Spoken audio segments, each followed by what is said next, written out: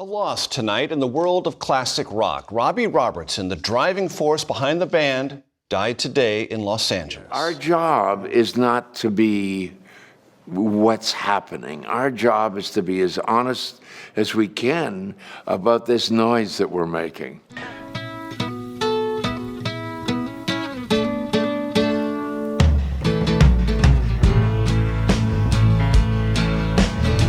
I pulled into Nazareth, was feeling about half-past dead.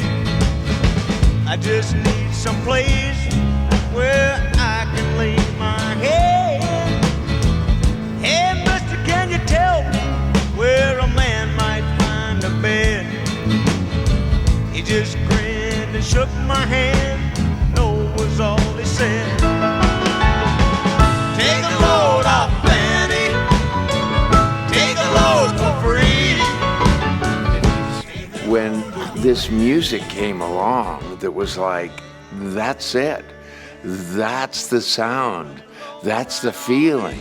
That's the rebel spirit. Let's go. At 15, he would join the rockabilly band of Ronnie Hawkins and begin touring all over North America. A few years later, he was playing lead guitar as Bob Dylan went electric. He opened some doors that we didn't know what was behind those doors before. There was a way he could write about things that nobody wrote about. Robertson was lead guitarist and songwriter for one of rock's most important and beloved bands, called simply The Band.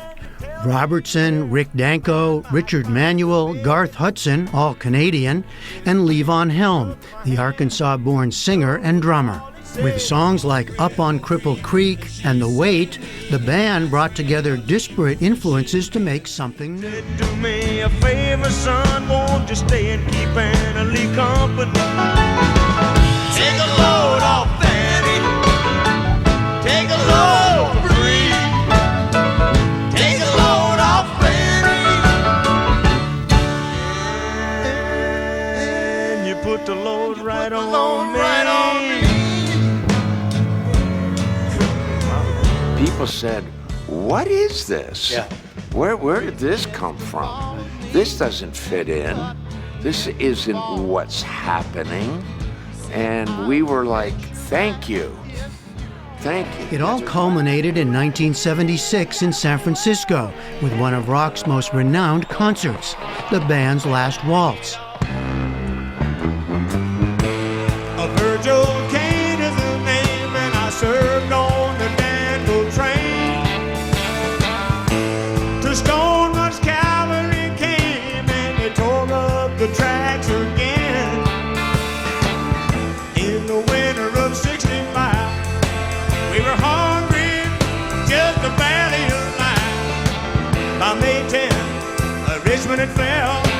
It's a time I remember oh so well. The night they come on Dixie down, when all the bells were ringing. The night they come on Dixie down, and all the people were singing. They went na na na na na na na na na na na na.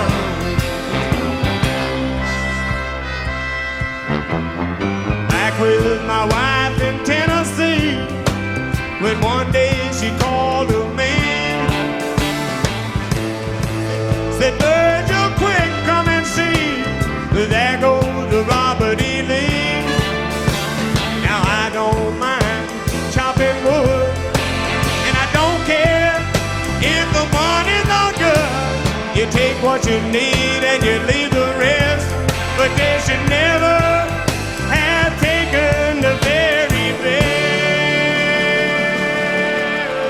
The night they go home, they sit down, when all the bells are ringing. The night they go home, they sit down, and all the people were singing. They went na na na na na na na na na na na.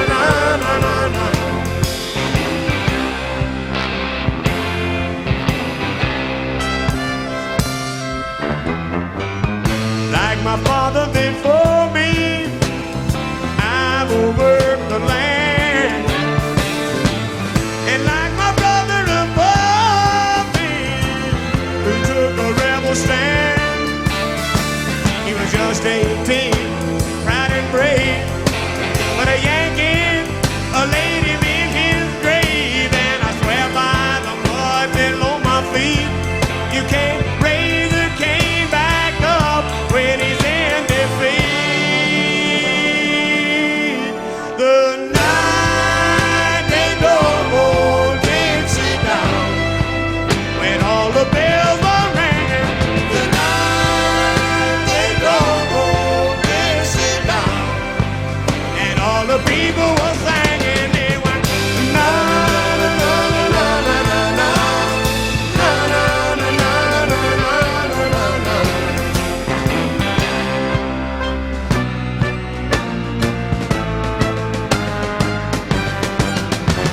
The night they drove old Dixie down, down, the bells were ringing. The night they drove old Dixie down, and all the people were singing. They went na na na na na na na na na na na na na na.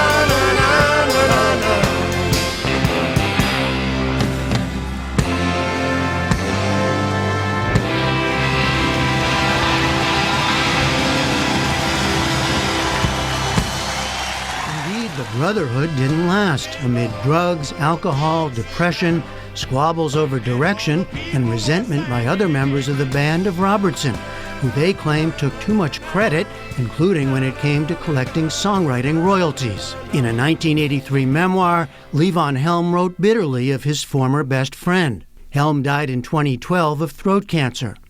Richard Manuel took his own life in 1986. Rick Danko struggled with addiction for years and died in 1999 at age 56.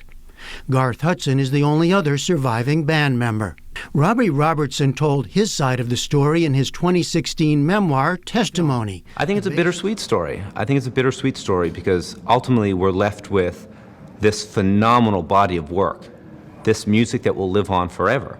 But at the same time, that comes with the acrimony, the bitterness and sadness and tragedy. Robertson has written music for many films, often working with Scorsese, including composing the score for The Irishman. And he recently released a new album, Cinematic, his first in 8 years, including songs like Dead End Kid, featuring Irish singer Glenn Hassard, that tells stories from his own life. You're just a dead-end kid, probably end up in prison. Each song is like a little movie, and some of them are about, not about who I broke up with, but growing up in Toronto at one time when I was just getting started. And I had these dreams, and I thought, I'm going to do this, and I think I could do that, and oh, it'd be great to go out in the world, and I want to write songs. And people were like, what? Oh, you're going to be disappointed. That's not going to happen. It did happen for Robbie Robertson, along with much drama and pain along the way.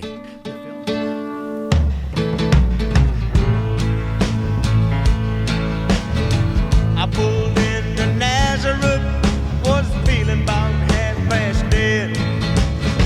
I just need some place